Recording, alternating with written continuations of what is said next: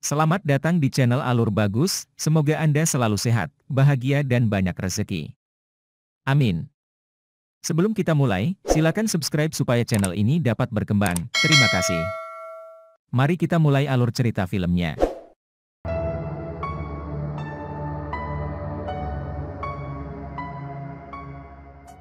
Pada tahun 1300 sebelum Masehi, Fir'aun Seti dan anak buahnya mengadakan pertemuan untuk membahas invasi yang akan datang.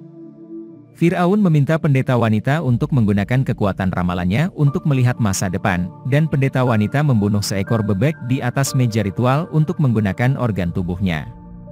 Ramalan yang dihasilkan mengatakan bahwa seseorang akan diselamatkan dalam perang dan segera menjadi pemimpin, bisa jadi itu adalah Jenderal Musa atau Pangeran Ramses, karena mereka bertanggung jawab atas serangan yang akan menggulingkan orang Haiti di Kades.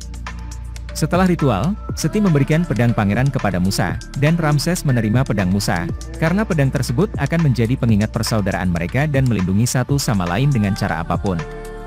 Kemudian kedua pemuda itu pergi untuk menemui pasukan, dan Ramses serta Musa menaiki kereta yang berbeda karena para prajurit mengikuti mereka dengan setia. Sesampainya di dekat Kades, Ramses mendiskusikan taktik dengan komandan dan mengambil alih kepemimpinan umum dan distribusi pasukan untuk memastikan mereka menang. Sementara itu, masyarakat Haiti melakukan rutinitas mereka sebagai sebuah suku tanpa mengganggu siapapun.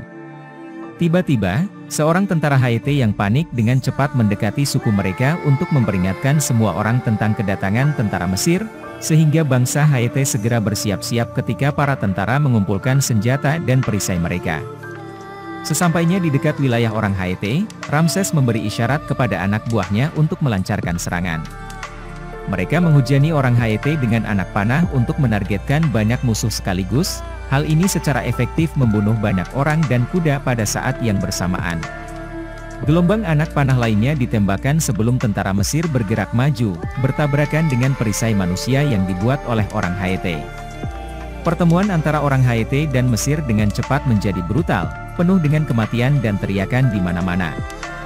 Sayangnya Ramses terjatuh dari tunggangannya ketika menabrak kereta yang datang.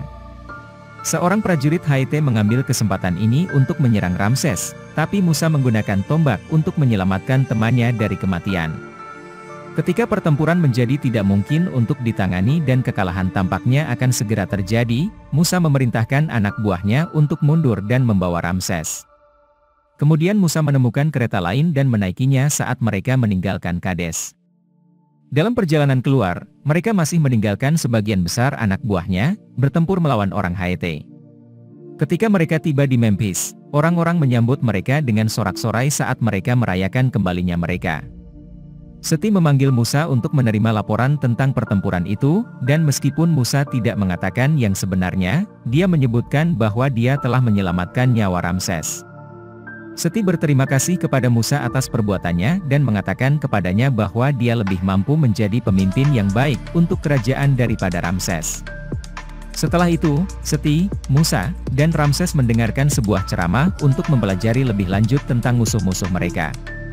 Seti menghentikan pembicara dan meminta Ramses untuk mengulangi ajaran pria itu, tetapi Ramses hanya mengangkat bahu. Pendeta mengambil alih dan memberitahu raja tentang situasi yang terjadi, dengan menyebutkan orang-orang yang diperbudak di Pithom. Seti memutuskan untuk mengirim Ramses ke Pithom untuk bertemu dengan raja dan memeriksa keadaan di sana. Ramses tampak ragu dengan perintah ayahnya, tapi dia tidak punya pilihan lain selain mematuhinya. Musa pergi ke Pithom dan mempelajari situasi orang-orang yang diperbudak, mengamati dengan seksama pemerintahan yang dijalankan oleh raja. Musa melihat bagaimana orang-orang yang diperbudak bekerja dalam membuat piramida dan istana yang memberikan kenyamanan kepada penguasa untuk menjaga semangatnya selama masa tugasnya. Saat bertemu dengan Raja Hegeb, Musa mempertanyakan keputusannya, karena merasa tidak adil. Hegeb meminta pasukan untuk menjaga ketertiban dan kontrol atas budak-budaknya, yang tidak disetujui oleh Musa, namun Hegeb menganggapnya sangat efektif. Musa mengundang Hegeb untuk bertemu dengan orang-orang dari dekat agar dia dapat memastikan bahwa filosofinya gila, tetapi Hegeb menolak ide tersebut.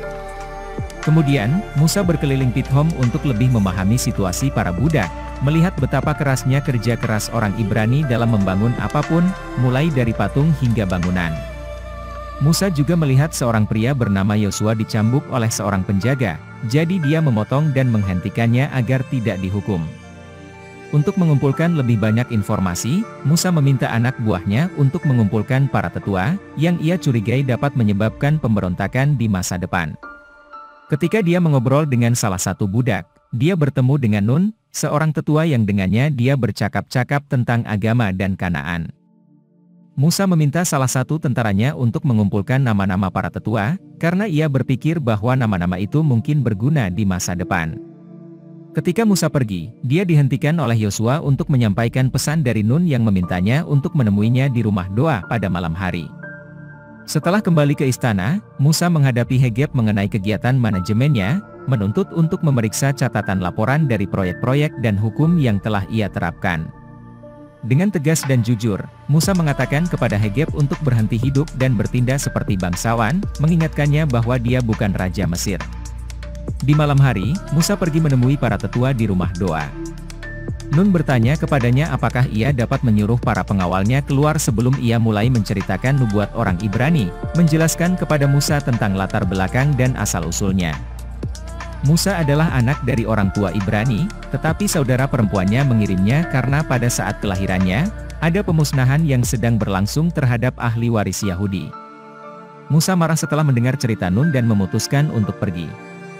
Nun mencoba menghentikannya, sehingga Musa memerintahkan para tetua lainnya untuk meninggalkan rumah doa untuk menyelesaikan cerita tersebut. Nun terus menceritakan bagaimana Musa mencapai wilayah Memphis dan berafiliasi dengan istana kerajaan, sehingga ia dibesarkan oleh putri Firaun. Musa masih tidak percaya pada Nun dan meninggalkan tempat itu, merasa kesal namun juga bingung dengan identitasnya. Dalam perjalanan keluar, mata-mata dari rumah doa mencapnya sebagai pengkhianat, sehingga Musa melawan mereka dan segera menikah mereka. Sementara itu, dua orang Ibrani menguping semua kejadian dan melaporkan apa yang mereka dengar kepada Hegeb. Kembali ke Memphis, Musa terkejut mendapati Firaun dikelilingi oleh para dokter. Meskipun sedang sakit, Seti memerintahkan Musa untuk menyampaikan laporannya mengenai Pithom. Musa mengungkapkan rezim perbudakan Hegeb yang mengerikan, tapi Seti tahu bahwa Musa menemukan sesuatu yang masih mengganggunya. Namun, Musa tidak pernah menceritakan kebenarannya. Beberapa hari kemudian, Seti meninggal dunia, dan penggantinya, Ramses, melakukan upacara penguburan untuk melepas jenazah mumi ayahnya. Kemudian Ramses mengambil alih tahta ayahnya. Beberapa waktu kemudian, ketika Ramses dan Musa bersama para penasihat dan jenderal mendiskusikan rencana raja, Hegeb datang dengan pesan penting, tetapi pertama-tama dia meminta privasi. Ramses meminta semua orang untuk meninggalkan ruangan dan Hegeb melanjutkan untuk menjelaskan warisan Musa yang sebenarnya. Setelah Hegeb pergi, Ramses dan Musa berkonfrontasi tentang rahasia Musa. Raja memanggil putri Seti, Bitia, dan saudara kandung Musa, Miriam, untuk meminta cerita lengkapnya, tetapi mereka berdua menyimpan rahasia itu dan bersumpah bahwa Musa adalah anak Bitia. Karena marah, Ramses mengancam akan melukai Miriam jika Musa terus berbohong, sehingga Musa menyerah dan akhirnya mengakui kebenarannya, dan karena itu ia dipenjara. Sang ratu menyarankan Ramses untuk membunuh Musa, namun Ramses masih ragu dan mengirim Musa ke pengasingan. Dalam perjalanan keluar, Musa memohon kepada penjaga untuk mengizinkannya berbicara dengan Bitia dan Miriam. Setelah mereka berdua, Miriam akhirnya mengakui bahwa cerita itu benar dan memberikan gelang yang diambilnya dari tangan Musa saat ia masih kecil untuk melindunginya. Selama beberapa hari berikutnya, Musa berjuang untuk bertahan hidup di padang pasir karena kurangnya makanan dan suhu yang sangat panas. Akhirnya dia menemukan pedangnya yang tersembunyi di punggung kuda. Tetapi ketika kudanya mati, Musa tidak punya pilihan selain menghentikan pengembaraannya untuk memutuskan bagaimana cara melanjutkannya. Ketika dia sedang beristirahat, dua musuh lewat dan memutuskan untuk menyerangnya. Mereka mencoba membunuhnya dengan pedang, tapi Musa tetaplah pejuang terbaik di negeri itu dan mengalahkan mereka berdua. Mengambil kuda dan perbekalan musuh, Musa melanjutkan perjalanannya dengan melintasi padang pasir hingga mencapai Laut Merah. Dia melihat sekelompok wanita mengambil air yang didorong oleh sekelompok penggembala kambing, meminta air untuk mereka terlebih dahulu. Musa segera memotong dan menunjukkan pedangnya kepada mereka sehingga membuat mereka mundur dan mengusir kambing-kambing mereka dari pompa air. Zipporah sangat berterima kasih atas bantuan Musa dan mengundang Musa ke komunitas mereka untuk makan dan beristirahat. Ayah Zipporah menginterogasi Musa, tapi dia tidak menceritakan kisahnya atau masalahnya untuk berjaga-jaga. Awalnya Musa berniat untuk berhenti sementara, namun semakin lama ia tinggal di sana, ia semakin menyukainya. Pada akhirnya, Musa menjadi seorang gembala juga, dan dia dan Zipporah mengembangkan hubungan romantis yang berujung pada pernikahan. 9 tahun kemudian, Ramses memerintahkan anak buahnya untuk membangun makam dan istananya, dan ratusan budak dibawa ke Memphis untuk melakukan tugas tersebut. Ramses menuntut proyek ini dilakukan secepat mungkin, tanpa menghiraukan masalah yang mungkin timbul akibat kecepatan tersebut. Sementara itu, Musa bermain dengan putranya, Gershom, dan mereka mendiskusikan legenda Gunung Tuhan. Musa tidak pernah percaya pada tahayul seperti itu, yang membingungkan anak itu karena anggota keluarga lainnya sangat setia kepada Tuhan mereka. Kemudian, Gershom memberitahu Zipporah tentang klaim ayahnya, yang membuatnya berhadapan dengan Musa untuk mendiskusikan pendidikan anak mereka saat dia keluar dengan kawanannya. Hujan turun cukup deras, namun Musa tetap mengikuti domba-dombanya meskipun air dan lumpur membuat mereka sulit untuk mendaki. Domba-domba tersebut mendaki gunung terlarang dan ketika Musa mengejar mereka, tiba-tiba terjadi tanah longsor. Kombinasi lumpur dan bebatuan yang berjatuhan mendorong Musa ke tanah dan dia segera kehilangan kesadaran. Beberapa jam kemudian, Musa terbangun dan mendapati dirinya terkubur dalam lumpur. Tiba-tiba, dia mendengar seseorang memanggil namanya dan melihat api biru misterius menyala beberapa meter darinya. Kemudian seorang anak bernama Malak muncul dan sambil membuat tumpukan batu, dia mengingatkan Musa bahwa dia adalah seorang jenderal. Dia memintanya untuk menjadi pemimpin lagi dan memeriksa rakyatnya, yang mengalami kesulitan. Setelah anak laki-laki itu menghilang, Musa ditelan oleh tanah.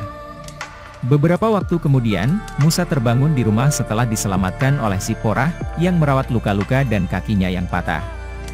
Musa menceritakan apa yang dilihatnya di gunung, percaya bahwa itu adalah pesan dari Tuhan. Zipporah tidak mempercayainya dan mengatakan bahwa itu adalah efek delusi dari kecelakaan yang dialaminya, sehingga Musa tidak punya pilihan selain menceritakan seluruh kebenaran tentang masa lalunya.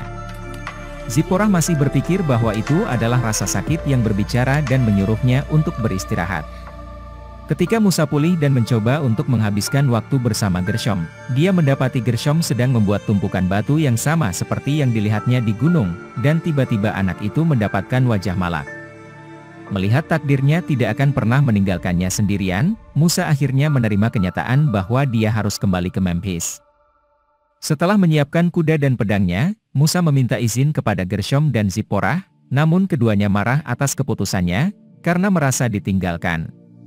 Begitu Musa tiba di Pithom, dia melihat para budak dibakar siang dan malam.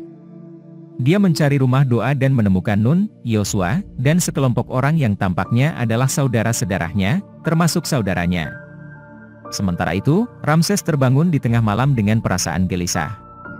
Dia memeriksa istri dan putranya sebelum pergi ke kudanya, di mana Musa menyergapnya dan menuntutnya untuk membebaskan para budak atau akan ada konsekuensinya, dengan mengatakan bahwa dia telah dikirim oleh Tuhan sebelum pergi. Keesokan harinya, Ramses mengumumkan bahwa Musa telah kehilangan akal sehatnya dan memerintahkan anak buahnya untuk membunuh Musa dan keluarganya. Musa telah mengatakan bahwa dia tidak berada di sini untuk naik tahta, tapi Ramses masih merasa terancam oleh ramalan itu.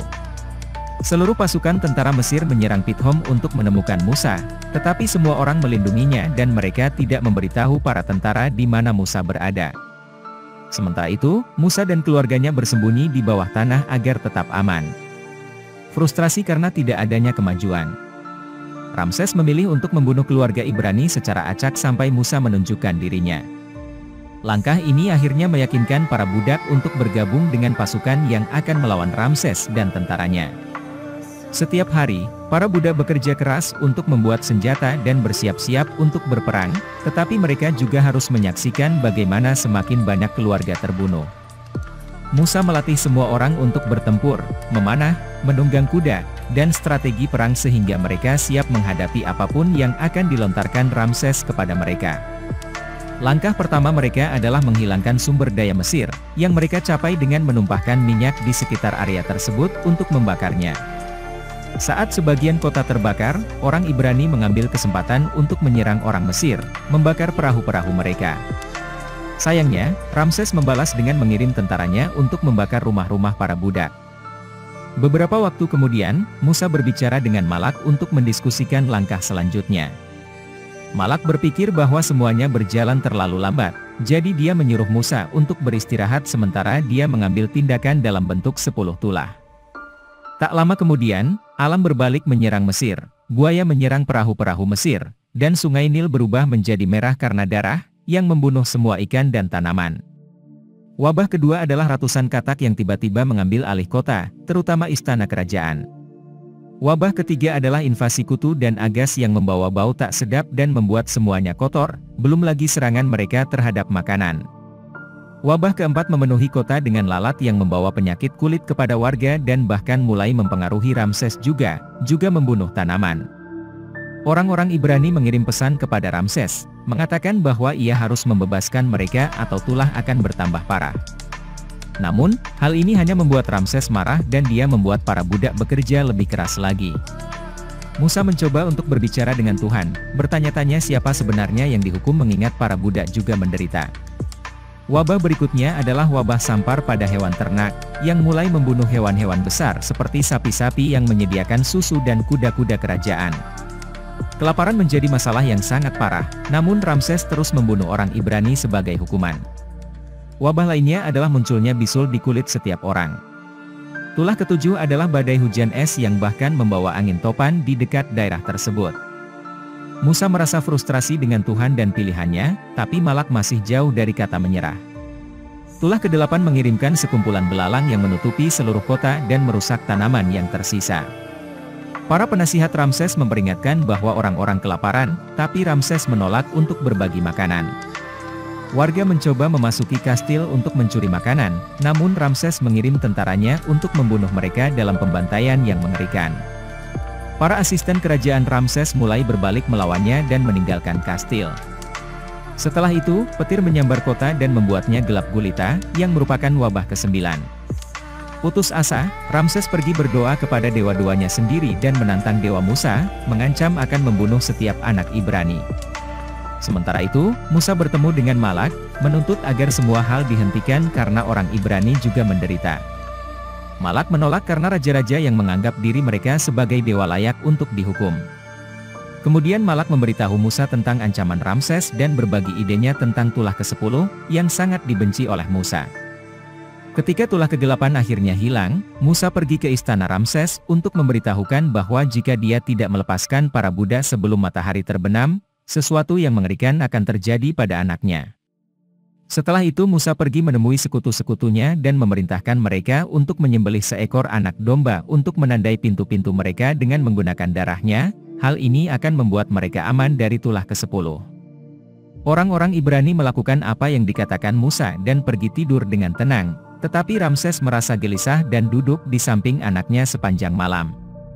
Pada tengah malam, kegelapan misterius menyelimuti kota, dan satu persatu anak Mesir perlahan-lahan kehilangan nafas mereka saat kegelapan itu melewati tubuh mereka. Ramses memeriksa putranya dan sangat terpukul saat mengetahui bahwa putranya juga telah meninggal. Keesokan harinya, Ramses dan tentaranya pergi menemui Musa untuk menunjukkan bayinya yang telah meninggal dan menyebut Tuhan Musa sebagai pembunuh anak. Namun Musa memberitahunya bahwa tidak ada anak Ibrani yang mati, membuktikan bahwa dia berada di pihak Tuhan yang benar. Ramses yang marah menolak untuk menerima hal ini dan mengusir semua orang Ibrani dari Mesir. Sementara komunitas Ibrani akhirnya meninggalkan masa-masa perbudakan, Ramses dan istrinya mengucapkan selamat tinggal pada putranya. Kesedihannya membuatnya memutuskan untuk mengikuti orang-orang Ibrani dan membunuh mereka semua untuk membalas dendam. Sementara itu, Musa memandu orang-orang Ibrani melewati padang pasir menuju Laut Merah. Orang-orang itu lelah, tetapi Musa mendorong mereka untuk berjalan karena mereka tidak akan aman sampai mereka menyeberangi laut. Ketika mereka mendengar Ramses dan anak buahnya mengejar mereka, Musa memilih untuk melewati dataran tinggi agar kereta-kereta itu tidak dapat mengikuti mereka dengan cepat. Beberapa waktu kemudian, mereka menemukan persimpangan jalan, dan Musa meminta bantuan Malak, namun Malak tidak pernah menjawab doanya. Karena kecewa, Musa memilih apa yang menurutnya benar.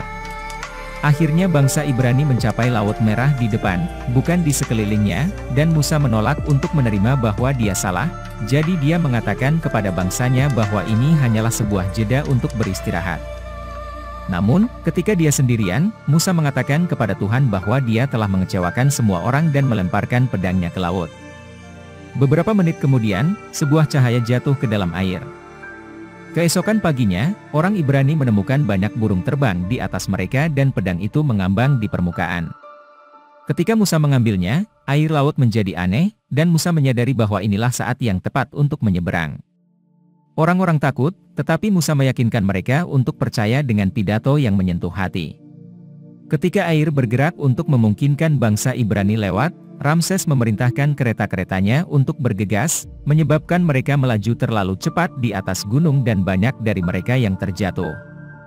Tanah longsor juga menewaskan banyak tentara, sehingga Ramses mengizinkan separuh pasukannya untuk kembali. Orang Ibrani selesai menyeberangi laut, sehingga pada saat Ramses dan anak buahnya tiba, air laut sudah kembali ke tempat semula. Pasukan Ramses melarikan diri, namun banyak dari mereka yang tenggelam oleh ombak. Hanya Ramses yang tersisa, dan Musa kembali untuk menghadapinya, tapi sebelum mereka sempat mengadu pedang, laut membawa mereka berdua dan seluruh tentara Mesir. Beberapa saat kemudian, Musa dan Ramses muncul di pantai yang berlawanan. Sementara Musa berbicara kepada bangsanya. Ramses mendapati seluruh tentaranya tewas dan menyadari bahwa ia tidak begitu kuat lagi. Beberapa hari kemudian, Musa memandu orang-orang Ibrani ke rumahnya dan dia bertemu kembali dengan Gerson dan Sipora, yang menerimanya dengan hangat. Sementara orang-orang Ibrani menetap, Musa pergi ke Gunung Sinai dan bertemu dengan Malak, yang memberitahukan 10 perintah Allah yang akan menjadi hukum bagi bangsanya. Terima kasih sudah menonton, semoga Anda selalu sehat, bahagia dan banyak rezeki. Amin. Untuk video alur cerita menarik lainnya, silakan kunjungi dan subscribe channel ini. Terima kasih.